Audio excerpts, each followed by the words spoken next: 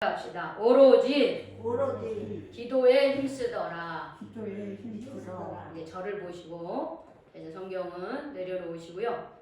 자, 이제 저를 여기 앞에 보세요. 앞에 보시고 자, 우리 같이 따라합시다. 오로지 기도에 힘쓰더라. 기도에 힘쓰더라. 그렇죠. 오로지 기도에 힘썼다 그랬어요. 어제 다행히 비가 안 왔습니다. 오전에는 좀 비가 와서 걱정을 했는데 비가 안 왔어요. 3주 동안 내리 토요일마다 오던 비가 지난주에 이어 어제도 비가 오지 않아서 우리 김현정 전도사님 또 최성영 형제 저 이렇게 세 명이서 함께 기도하고 그리고 전도하러 갔습니다. 아이들 한 15명 정도? 그쵸? 한 10명에서 15명 정도 이렇게 만났어요.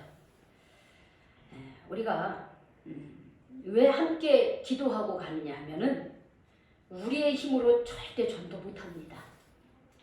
내 생각으로 절대 전도 못해요. 내 힘으로 절대 전도 안 돼요.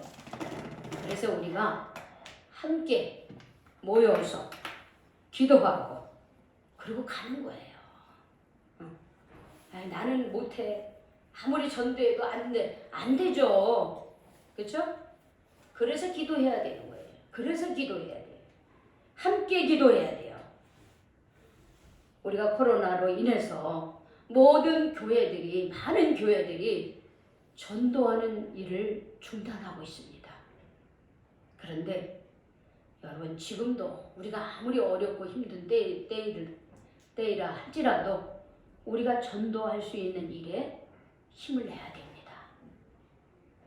분명히 우리 교회 이렇게 계속해서 우리가 기도하며 함께 전도할 때 하나님께서 이제 연말에 갈 때 우리가 하나님이 하셨습니다 하면서 이 빈자리가 가득 채워지는 그런 역사가 일어날 줄로 믿습니다. 아멘. 네.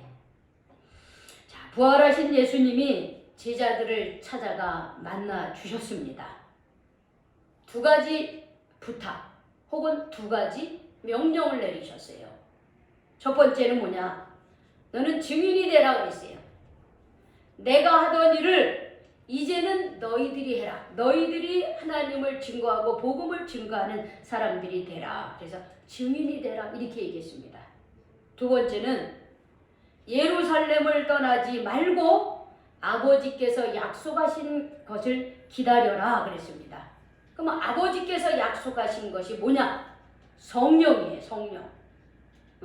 하나님의 영, 부활하신 예수님의 영이 성령이에요. 그러면 왜 이 성령을 우리가 받아야 되느냐?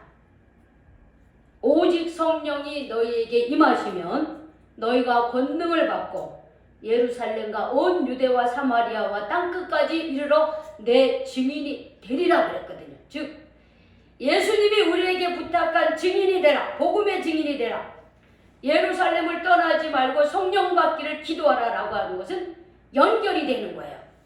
우리가 복음의 증인이 되기 위해서는 성령님이 내 안에 계셔야 되는 거예요. 성령님이 나를 주관하게 하셔야 돼요. 그래야지만 우리가 전도할 수 있고 복음의 증인이 될 수가 있습니다. 이 말씀을 마치시고 예수님은 제자들과 예수님을 따르는 모든 사람들이 보는 가운데서 하늘로 올라가십니다. 이거를 부활 승천하셨다 이렇게 얘기해요. 하늘로 이렇게 올려져 가는 거예요. 부활하신 예수님의 영은, 부활하신 예수님의 몸은 신령한 몸이라고 그랬잖아요. 우리와 이렇게 똑같은 몸이 있고 손자국이 있고 못자국이 있고 이런 몸이에요. 그렇지만 예수님은 부활하셨을 때는 어떻게 해요? 이런 우리와 똑같은 몸을 가지고 있지만 예수님의 몸은 어떻게 해요? 신령한 몸으로 시간과 공간의 제약을 받지 않는 몸이라고 그랬어요. 그래서 문을 분명히 닫아놨는데 예수님은 문을 어떻게 해요? 통과해서 제자들에게 찾아오신 거예요.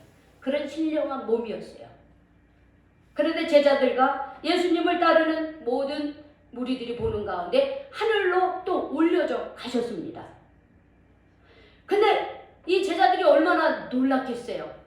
부활하신 예수님을 믿는 것도 어려운데 그 부활하신 예수님이 찾아와서 확인시켜주고, 그러고서는 두 가지 부탁을 하고, 그러고서는 부활 승천하시는데 너무 놀래서 제자들이 그 하늘로 올려지는 예수님을 이렇게 계속 쳐다봅니다. 놀래서.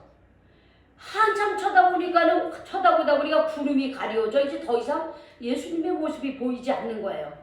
그런데도 제자들과 남겨진 예수님을 따르던 무리들은 계속해서 하늘을 계속해서 쳐다보고 있어요.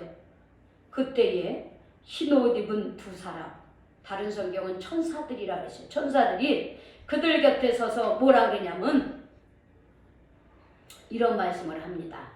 너희 가운데서 하늘로 올려주신 이 예수는 하늘로 가심을 본 그대로 오시리라, 이렇게 얘기해요. 너희가 본 그대로 다시 오시리라, 이렇게 얘기하십니다. 그러니까 그제서야 제자들과 무리들은 정신을 차립니다. 이제 아무리 하늘을 쳐다봐도 예수님 보이지 않아요. 그런데 다시 오신다는 거예요. 그 예수님이 다시 오신다는 거예요. 이 제자들은 예수님의 모습을, 부활 승천하신 예수님의 모습을 마음에 품고 다시 감람산에서 내려오는데 어디로 가냐 하면 예루살렘 성전 앞에 있는 마가의 다락방에 들어갔습니다. 여러분, 이 마가의 다락방은 예루살렘 성전에 오실 때마다 제자들과 함께 머물기도 했던 장소였고, 예수님이 붙잡히시던 그 마지막 밤 제자들과 함께 마지막 만찬을 어떻게 나누던 장소였습니다. 그런데 바로 그곳에 이 11명의 제자들이 이제 거기에 갔습니다. 또 예수님을 만났던 부활의 첫 여성들도 거기에 함께 있었고요. 그리고 예수님이 부활 승천하는 것을 본 예수님의 어머니 마리아와 그리고 예수님의 그 형제들과 여러 무리들이 거기에 다 모여 있었습니다. 성경에 보니까 그 사람들이 약 120명이었대요. 근데 마가의 다락방은 제가 그 전에 성지순례를 가서 보니까 언젠가 제가 말씀드렸을 거예요. 우리 교회보다 조금 더 컸던 것 같아요. 우리 교회보다 조금 홀로 이렇게 한 통으로 된 홀인데 우리 교회 한 40평 정도? 여기는 한 30평 조금 넘죠. 그렇죠? 그런데 그건 한 40평 정도 되는 것 같아요. 근데 여러분 120명이 거기 모인 거예요. 그러면 그 예수님의 제자들과 예수님을 따르던 그 사람들이 거기서 모여서 뭘 했느냐? 그들이 한 것은 예수님이 말씀하신 기도하는 일이었습니다. 그들은 그곳에 모여서 함께 기도하기 시작했어요. 네, 여러분, 예수님께서 예루살렘을 떠나지 말라 이렇게 얘기했잖아요. 예루살렘을 떠나지 말라. 이게 굉장히 중요한 말씀입니다. 왜냐하면 여러분, 예루살렘이 어떤 곳입니까? 예수님이 십자가 고난을 받고 죽으신 장소가 어디예요? 예루살렘이잖아요. 예루살렘인 거예요. 그러니까 예루살렘은 예수님이 십자가의 고난을 받고 죽으신 장소입니다. 예루살렘은 어떻게 해요? 예수를 죽였던 거짓된 종교 지도자들이 있는 곳입니다. 예루살렘은 어떻게 본디오 빌라도가 있는 곳이에요. 본디오 빌라도는 어떻게 자신의 정치적 이익을 위해서 예수님이 십자가에 못 박혀 죽을 아무런 이유가 없고 죄가 없음에도 불구하고 자신의 정치적인 야심을 채우기 위해서 예수님을 십자가에 못 박으로 내어준 사람입니다.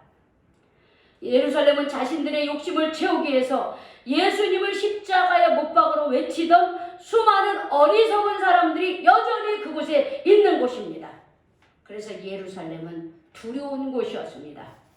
불의가 정의를 이기는 장소였습니다. 거짓이 진실을 이기는 곳이었습니다. 인간의 욕망이 순수한 하나님의 사랑을 짓밟는 곳이 바로 예루살렘이었습니다. 그래서 제자들의 입장에서는 이 예루살렘에서 떠나고 싶은 거예요. 왜? 자기네들도 여기 있다가는 예수님처럼 십자가에 못 박혀 죽을지도 모르기 때문에. 왜? 여전히 예수님을 십자가에 못 박게 했던 그 무리들이 그대로 바로 예루살렘에 있었기 때문에 그런 거예요. 그런데 바로 예수님은 그 예루살렘을 떠나지 말라 이렇게 얘기를 하고 계시는 거예요. 왜 그렇습니까? 예수님을 십자가에 못 박히게 한 모든 사람이 있지만은 바로 이곳에서 예수님은 어떻게 하셨기 때문에 그렇습니까? 그렇죠. 바로 그거예요. 바로 그곳에서 예수님은 부활하셨기 때문에 그런 거예요. 죄의 권세, 죽음의 권세, 욕망의 권세가 예수님을 죽였습니다. 그러나 예수님은 이 모든 죄의 권세, 죽음의 권세, 세상의 욕심의 권세를 이기시고 어떻게 해요? 살아나신 곳이 예루살렘인 거예요. 그러면 여러분, 오늘날 예루살렘은 어디입니까? 응? 오늘날 예루살렘은 지금 저기 비행기 타고 한 17시간 정도 날아가야 돼요. 미국보다 더 멀어요, 우리가 가려면. 그런데 그러면 거기가 예루살렘일까요? 예수님 당시에는 거기가 예루살렘이었죠. 그러나 이 예루살렘이 의미하는 곳은 바로 어디냐? 바로 우리 삶의 현장이 되는 거예요. 내가 속해 있는 삶의 터, 거기가 바로 예루살렘이에요. 여러분, 내 삶의 터가 여러분 꽃길입니까? 응? 어때요? 아름다운 장미가 피어나고 행복만 넘쳐나는 곳입니까? 내 삶의 터가? 아니죠. 각자의 그 형편에 따라서 사람마다 다 다르지만 어떻게 해요? 다 삶의 그 어떤 한 사람이 한 일생을 살아가면서 좋은 일만 있는 게 아니라 나쁜 일도 있고 슬픔도 있고 죽음도 있고 병드님도 있고 헤어짐도 있고 어떻게 해요? 좌절도 있고 눈물도 있고 다 있어요. 다 있어요. 어린아이에서부터 저 죽음에 이르는 노인에 이르기까지요. 우리의 삶의 현장은요. 우리가 응애하고 태어나는 순간부터 삶의 희노애락이 다 있는 거예요. 그래서 오늘날 예수님이 예루살렘에 머물러 기도하라고 하는 것은 뭐냐? 우리 삶의 현장에서 기도하라는 거예요. 내가 힘들어. 나는 왜 쟤보다 이렇게 어려운 환경에서 이렇게 태어나서 이렇게 흙수저로 태어나서 그러면서 내 삶을 어떻게 해요? 부인하고 싶을 때가 있어요. 다른 사람하고 비교하면서 나는 왜 내 환경이 이렇게 힘들고 어려울까? 왜 나는 잘 풀리지 않을까? 이러면서 내 삶의 현장을 벗어버리고 싶은 그럴 때가 반드시 있습니다. 그렇죠? 다 있는 거예요. 그게 누구나 다. 그런데 예수님은 그런 삶의 현장을 떠나지 말라는 거예요. 그 삶의 현장에서 기도하라는 거예요. 지난주 금요일 날 굉장히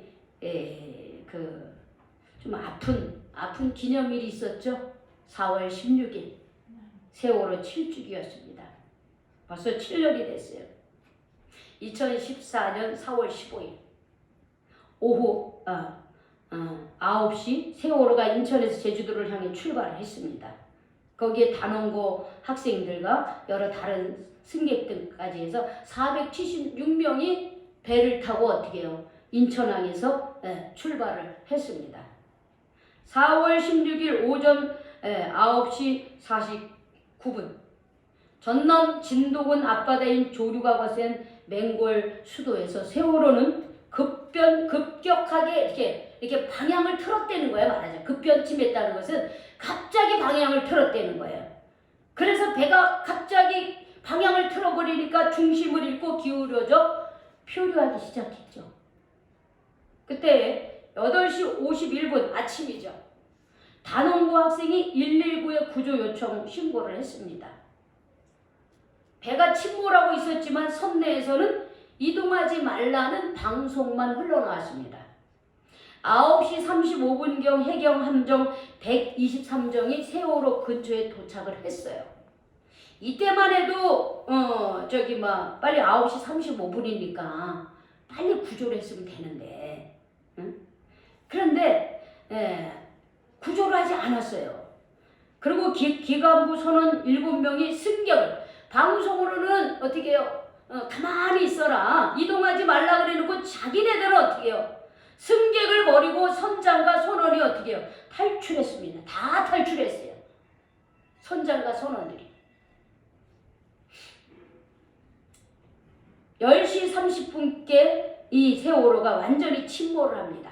예, 머리만, 선미만 남겨놓고 배의 그 마지막만 남겨놓고 출몰을 해버리고 한 명도 구조하지 못했어요. 탈출한 사람들 외에는 구조가 안 됐어요. 그래서 희생자가 304명이죠. 304명. 실종자가 9명. 그러니까 시신을 9명 찾지를 못했어요. 죽은 사람 중에. 259명만 찾았어요. 시신을.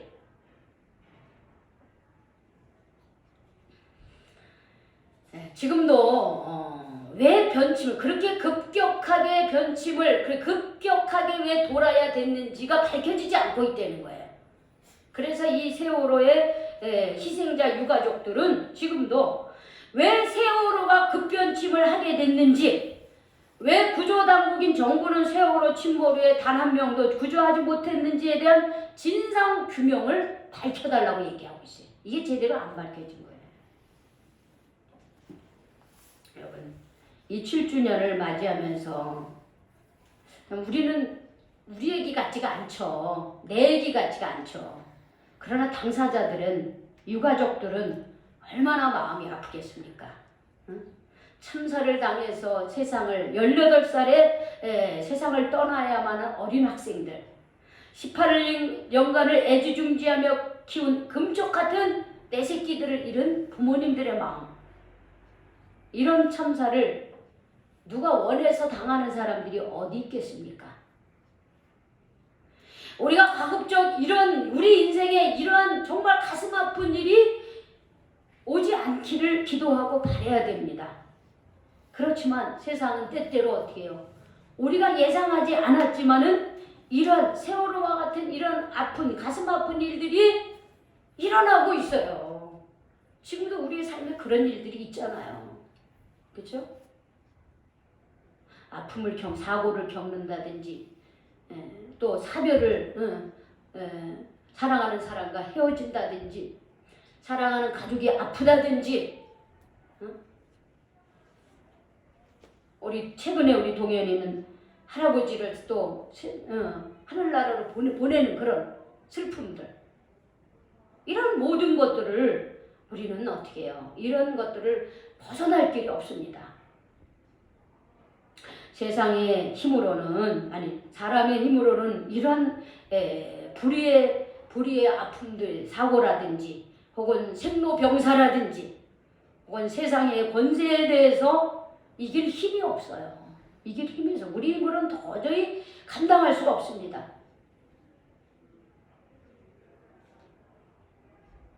예수님께서도 이 땅의 모든 인류의 죄를 감당하기 위해서 하나님께서 예수님에게 십자가 고난을 허락하셨어요. 그때 예수님은 그 겟세마네 동산에서 기도합니다.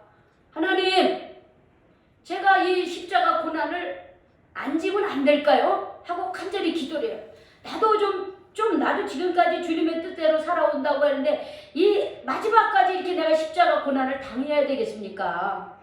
좀 이 십자가 고난 다른 사람이 지고 간다든지 이거 좀 그냥 지나가게 하면 안 돼요 하고 간절히 기도를 해요. 얼마나 기도를 했는지 땀에서 흐르는 그 땀방울이 핏방울같이 변했을 정도로 예수님의 기도는 너무나 간절했어요. 그런데 어떻게 해요? 예수님이 마지막에 이렇게 기도하죠. 하나님의 뜻대로 하옵소서. 내 뜻대로 마옵시고 하나님 아버지의 뜻대로 하옵소서, 이렇게 얘기합니다. 즉 예수님이 십자가의 고난을 감당할 수 있었던 것은 기도의 힘이었다는 거예요. 기도의 힘이었어요. 예수님이 하나님의 아들이었기 때문에, 신이었기 때문에 그게 아니라 예수님도 고통스러웠어요. 그 십자가 고난을 어떻게 해요? 지고 싶지 않았어요. 그런데 기도하면서 아버지, 내 뜻대로 마옵시고 하나님 아버지의 뜻대로 되기를 원합니다 하면서 기도함으로써 그 십자가 고난을 감당하셨다는 거예요. 여러분, 예수님은 기도를요 어떤 일이 있을 때만 한 게 아니에요. 내가 갑자기 힘든 일이 있을 때만 한 게 아니에요. 예수님은 늘 습관대로 기도하셨어요. 늘 습관대로. 정말 우리가 어떻게 해? 늘 밥을 먹어. 밥 먹는 습관. 또 아침에 일어날 때 그 일어나는 습관. 혹은 그 내가 화장실에 그 갔을 때 내가 화장실에 가면 또 습관이 있어요.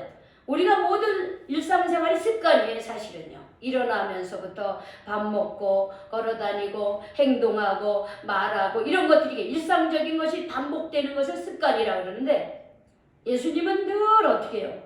습관대로 기도하셨다는 거예요. 언제 어디서나 항상 기도하셨다는 거예요. 그래서 예수님은 기도함으로써 십자가의 고난을 감당할 수 있었습니다. 예수님은 늘 기도함으로써 예수님 안에 하나님 아버지가 함께 계셨던 거예요. 그래서 예수님은 내 안에 하나님이 내 안에 있다 이렇게 고백을 하셨습니다.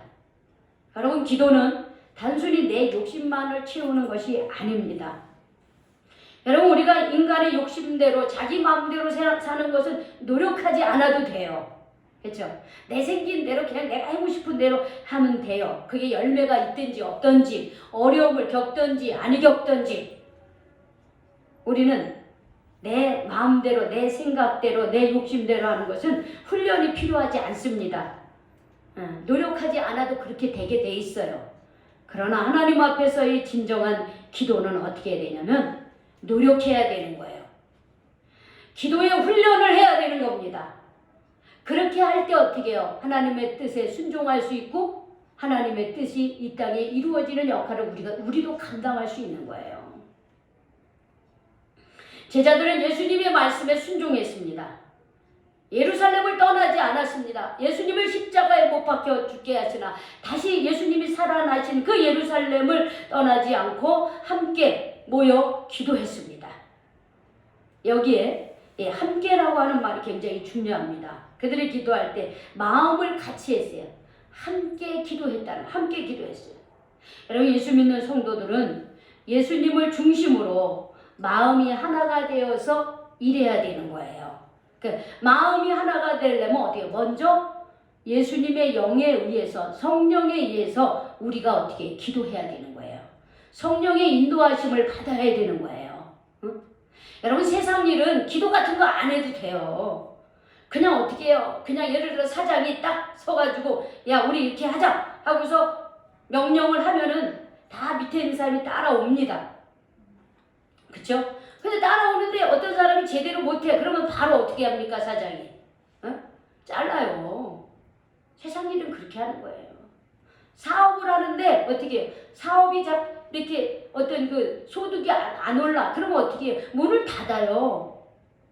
그렇게 되는 거예요. 하나님의 일은 그렇게 못하는 거예요. 하나님의 일은 어떻게 해요? 먼저 마음을 같이 해야 되는 거예요. 한 마음이 돼야 되는 거예요. 예수 그리스도로 우리가 서로 사랑해야 되는 거예요. 서로를 존중해야 되는 거예요. 그래서 한 마음이 되어서 오로지 어떻게 해요? 함께 기도해. 오로지 기도에 힘썼다 이렇게. 오로지. 여러분 오로지는 끊임없이라고 하는데 오로지 기도했다는 건 끊임없이 기도했다는 말이에요. 이 말은 뭐냐면 기도를 우리가 끊임없이 기도했다는 거. 그러면 잠자지도 않고 뭐 밥도 하고 그 말이 아니에요. 늘 기도하라는 거야. 늘 시간을 정해서 혹시 시간을 정하지 못할 때는 늘 기도하는 걸 빼먹지 말라는 거예요. 꾸준히 기도하라는 거예요. 기도는 잠깐 하고 마는 것이 아닙니다. 꾸준히 쉬지 않고 기도 생활을 이어가야 되는 거예요. 우리는 교회에서 그런 기도의 응답을 많이 받았죠. 자동차 하나님 새 차를 주세요 하면서 하나님이 새 차를 주셨어요. 우리 언제까지 기도했습니까? 언제까지 기도했어요? 새 차에 대한 기도를. 새 차가 구입될 때까지 그렇게 기도했죠? 교회 일꾼의 기도를 계속했습니다. 하나님 우리가 지금 교사, 기도자, 봉사자, 반주자 계속 기도하고 있는데 하나님이 들어주셨습니까? 안 들어주셨습니까? 들어주셨어요. 그동안 그쵸? 많이 많이 들어주셨어요. 많이 들어주셨어요. 봉사자들도 우리 담쟁이 작은 도서관을 통해서 두 분들이 오셔가지고 어떻게 해요? 다 교회를 깨끗이 하고 우리가 먹을 음식도 준비해 주시고 도와주시고 도서관을 위해서 하다 보니까 우리가 덕을 보는 거야. 하나님 보내주세요. 우리 기도자, 여러분들이 기도자입니다. 전도자, 우리가 전도자입니다. 반주자, 우리 또 들어주셔서 또 왔다가 지금은 또 없으니까 또 기도하는 거죠. 들어주셨어요. 끊임없이 기도하는 거예요. 지난주 금요일날 담쟁이 작은 도서관에서 책 읽기 사업을 신청을 했어요. 지난주 금요일날 발표가 났습니다. 우리 성혁이 우리 은혜 누나하고 아빠랑 같이 저녁 먹고 와서 보니까 들어가 보니까 서울시 여기 전국적으로 작은 도서관들이 굉장히 많아요. 그런데 서울시에서 마포구에서 우리 하나가 딱 선정이 됐어요. 참 감사했어요. 감사했어요. 이제 우리가 기도해야 될 것은 여기에 5명의 어린이들이 지원해서 선정이 이제 우리가 책 읽기 사업에 이제 선정이 됐으니까 강사 선생님도 다 정해졌어요. 5명만 우리가 우리 잘 섭외를 해서 참여를 하면 되는데 2명은 지금 됐어요. 우리 여기 바로 시티 아파트에 우리 선우, 하은이, 다은이 할머니 엄마랑 다 만나서 여기에 참여하기로 했어요. 이제 또 하나는 우리 여기 할매 순대국밥에 거기 딸이 있더라고요. 걔가 이제 1학년 올해 들어갔는데 내가 이제 요번 주에 가서 좀 얘기하려고 그래요. 그러면 3명이죠. 그 다음에 또 1명은 우리 세아, 상준이 동생이 세아가 1학년인가 2학년인가 그래요. 그래서 거기 또 얘기를 하려고 그러고 또 이제 몇 명은 또 여기 앞에 보니까 아이들이 굉장히 많은 그 집안이 있더라고요. 이제 인사를 해놨는데 뭐 이런 식으로 제가 좀 그 5명을 지금 모으고 있습니다. 여기에 여러분들이 같이 중보기도 해주셔야 됩니다. 우리가 수요일날 모여서 기도했잖아요. 책친구 사업 선정 하나님 선정되게 해달라고 기도했고 5명도 하나님이 주실 줄로 믿습니다. 아멘. 그러니까 우리가 하나님을 믿고 꾸준히 기도, 하나님의 나라를 위해서 꾸준히 기도해야 되는 거예요. 꾸준히. 그러면 하나님이 역사하시는 거예요. 제자들이 예수님의 말씀을 믿고 함께 지속적으로 기도할 때 성령이 어떻게 해요? 강하게 임하셨어요. 그래서 하나님은 이 12명의 제자들과 120명의 성도들을 통해서 어떻게 해요? 오늘까지 세상을 변화시키는 역할을 하고 있지 않습니까? 그렇죠? AD 1세기에 시작된 이 기독교가 지금 어떻게 해요? 인구 3분의 1 이상이 예수를 믿고 기독교 신앙생활을 하고 있어요. 그게 어디서 시작됐느냐? 바로 이 12명의 제자들과 120명의 성도들로부터 시작되었다고 하는 거예요. 여러분 지금 우리들도 마찬가지입니다. 우리의 각 가정은 쉽지 않습니다. 우리 삶의 자리는 만만치 않습니다. 역시 우리 교회 신앙 공동체도 코로나로 인해서 많이 약화되었습니다. 근데 이런 이유들이 우리가 기도해야만 하는 이유인 거예요. 기도해야 되는 상황인 거예요. 여기 힘드니까 내가 떠나야지, 나 그만둬야지, 내 가정이 이렇게 힘드니까 아유 난 믿음 생활하는 것도 재미없고 하나님이 죽은가봐 이렇게 생각할 것이 아니라 그렇기 때문에 더 기도해야 되는 거예요. 그렇기 때문에 우리 더 기도해요. 근데 어떻게 하냐? 마음을 같이하여 꾸준히 오로지 함께 기도하면 성령님이 우리와 함께 계십니다. 아멘. 아멘. 우리와 함께 계셔요. 우리와 함께 하실 때 우리의 삶이 달라지고 세상을 변화시킬 수 있는 사람이 될 수 있습니다. 여러분 이러한 신앙인이 될 수 있도록 우리와 함께 기도에 힘쓰시길 주님의 이름으로 축원합니다. 아멘. 기도하겠습니다. 하나님 오늘 귀한 말씀 들려주셔서 감사합니다. 예수님이 부활 승천하시면서 제자들에게 주님 예루살렘을 떠나지 말고 성령 받기를 기도하고 복음의 증인이 되라고 권면하셨을 때에 제자들이 순종하여 기도함으로 성령이 역사했고 그들이 세상을 변화시키는 핵심이 될 수 있었던 것처럼 주님 우리들도 우리 삶의 현장이 힘들고 어렵습니다. 주님 교회의 형편도 많이 참 우리 성도들 우리 어린 심령들이 발걸음을 주님 중단하고 있습니다. 주님 그래서 힘이 듭니다. 그러나 이런 삶의 현장에서 이 삶의 현장을 회피하고 떠나는 것이 아니라 이럴 때 더 기도하게 하여 주시옵소서. 그래서 성령의 역사에서 이것을 능히 이겨나가게 하여 주시옵소서. 예루살렘에서 예수님은 죽었지만 예루살렘에서 다시 부활하시고 주님 그것을 다시 제자들에게 주신 것처럼 주님 우리도 그런 사명을 받고 우리가 함께 오로지 기도에 힘쓰므로 주님 이 삶의 어려운 상황들을 헤쳐나가고 이겨나가고 영향력을 끼치며 살아갈 수 있는 저희들 모두가 되게 하여 주시옵소서. 예수님의 이름으로 기도 올려옵나이다. 아멘.